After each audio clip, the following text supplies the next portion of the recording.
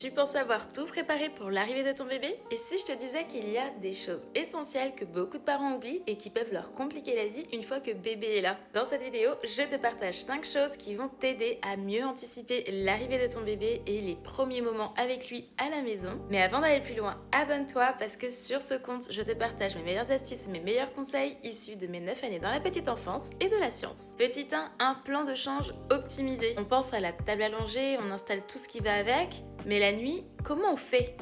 Je suis sûre que tu n'auras pas envie de faire 10 allers-retours pour aller changer ton bébé. Alors ce que je te conseille, c'est de préparer un kit de change que tu pourras mettre dans ta chambre et à différents endroits stratégiques de ta maison en fonction aussi des moments de la journée pour éviter de faire des dizaines d'allers-retours. À défaut de préparer un kit spécifique à chaque endroit de ta maison, tu peux aussi tout simplement préparer un petit panier, une panière, un sac, peu importe, un peu comme ça par exemple, que tu peux transporter partout dans la maison où tu vas avec ton bébé pour éviter d'avoir à chaque fois retourner dans la pièce où se trouve la table allongée. Petit 2, un kit d'urgence pour les petits maux. Quand bébé tombe malade en pleine nuit, colique, rhume, peu importe, c'est pas le moment de se précipiter à la pharmacie de garde. Alors ce que je te conseille, c'est de préparer une trousse à pharmacie complète. Pour t'aider, dans mon kit Préparer l'arrivée de bébé dont je te parle en fin de vidéo, je t'ai listé tout ce dont tu auras besoin. Petit 3, un plan de sommeil optimisé. On pense à la chambre parfaite, on l'aménage, belle couleur, belle déco, beau mobilier, mais on pense pas réellement à où bébé va pour de vrai dormir les premiers jours, premières semaines, premiers mois. Alors, lit à barreaux,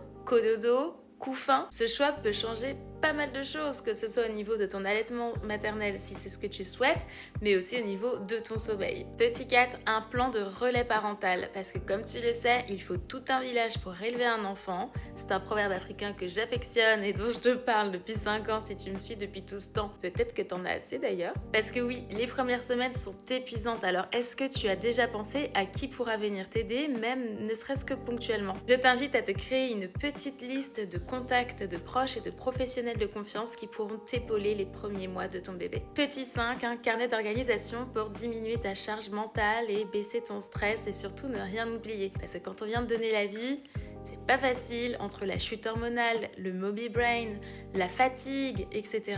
Donc vraiment ça peut vraiment être un allié. Dedans tu peux noter tes rendez-vous médicaux, ceux de ton bébé, le rythme de ton bébé, le nombre de tétés, que ce soit au biberon ou au sein, ses rythmes de sommeil, etc. Et de manière à mieux te repérer et à vraiment rien oublier tout simplement. Si tu veux être sûr de n'avoir rien oublié, n'hésite pas à télécharger gratuitement mon kit Préparer l'arrivée de bébé en toute sérénité. Tu retrouveras son lien de téléchargement dans ma bio sur mon profil. À l'intérieur, tu retrouveras plein de choses, notamment sur la grossesse, mais aussi sur le postpartum et surtout sur la notice de bébé